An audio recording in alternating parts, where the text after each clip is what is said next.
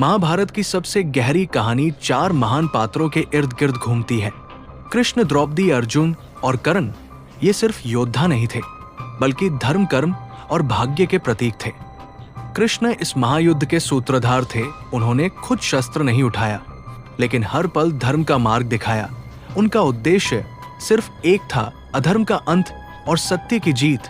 उन्होंने अर्जुन को गीता का ज्ञान दिया। जब अर्जुन युद्ध भूमि में अपने ही संबंधियों को देखकर विचलित हो गए थे, तो कृष्ण ने उन्हें समझाया कि जीवन में सबसे बड़ा कर्तव्य धर्म का पालन करना है। द्रौपदी इस कथा की सबसे पीड़ित लेकिन सबसे मजबूत स्त्री थी। उनका अपमान ही इस युद्ध की सबसे बड़ी वजह बना। जब कौरव सभा में उनका चीरहरण करने की कोशिश हुई, तब उन्होंने कृष्ण को पुकारा और कृष्ण ने उनकी लाज बचाई। उस दिन के बाद द्रौपदी ने प्रतिज्ञा ली कि वह इस अपमान का बदला जरूर लेंगी। उनका दर्द और उनका संकल्प इस युद्ध की आग को और भी भड़काता रहा। अर्जुन पांडवों में सबसे महान धनुर्धर थे। उनकी वीरता और उनका ध्यान उन्हें सबसे अलग बनाता था।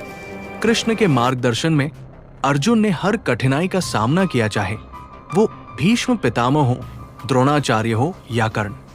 अर्जुन हर बार अपने धर्म के लिए खड़ा रहे, लेकिन उनके मन में हमेशा एक द्वंद्व रहा, क्योंकि सामने उसके अपने गुरु और अपने ही रिश्तेदार थे।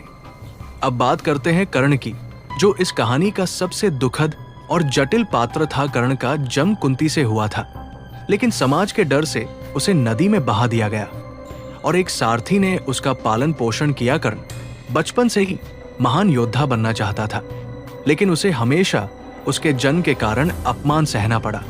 दुर्योधन ने कर्ण की प्रतिभा को पहचाना और उसे अंग देश का राजा बना दिया। उसी दिन से कर्ण ने दुर्योधन का साथ निभाने की प्रतिज्ञा ली। कर्ण एक महान दानी भी थे।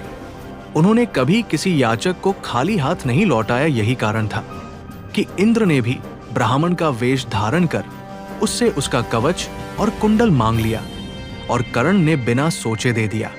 कर्ण और अर्जुन के बीच की दुश्मनी पूरे युद्ध का केंद्र थी। दोनों ही महान योद्धा थे और दोनों के बीच अंतिम युद्ध होना तय था। जब वह दिन आया तो युद्ध भूमि में दोनों आमने सामने खड़े थे। युद्ध के दौरान कर्ण का रथ का पहिया धरती में धंस गया और वो उसे निकालने लगे। उस समय कर्ण ने अर्जुन से कहा कि वो युद्ध के नियमों का पालन करे और उसे समय दे, लेकिन कृष्ण ने अर्जुन को याद दिलाया कि जब द्रौपदी का अपमान हो रहा था, तब कर्ण ने भी धर्म का साथ नहीं दिया था। कृष्ण के कहने पर अर्जुन ने उस अवसर का लाभ उठाया और अपने बाण से कर्ण का वध कर दिया। इस तरह एक महान योद्धा का अंत हुआ, जो जन्म से ही अपने भाग्य से लड़ता रहा। कर्ण की मृत्यु सिर्फ एक योद्धा की हार नहीं थी, बल्कि ये उस समाज की सच्चाई थी जहां जन्म के आधार पर किसी का सम्मान तय होता है।